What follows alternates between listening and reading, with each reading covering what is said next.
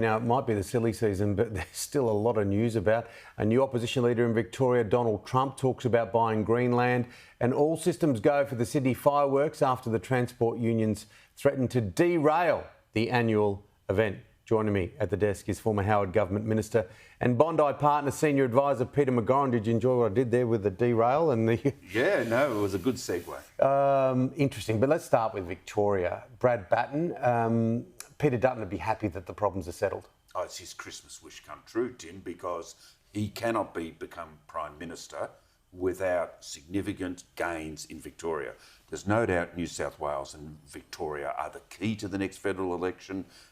The opposition must win 4 or more seats in Victoria and about 10 in New South Wales to get towards that 18 to 21 margin they need. So the disunity, the disruption, the distraction, the internal dissent, all within the Victorian Liberal Party, seems to have been resolved. Do we know much about Brad Battin, and Moira Deeming's back as well?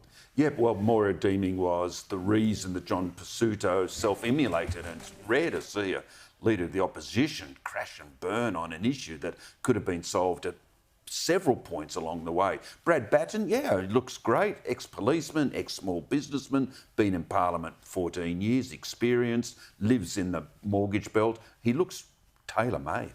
Minutes from the December RBA meeting, weaker job figures, inflation dropping a little. Are we a bigger chance of seeing a rate cut in February?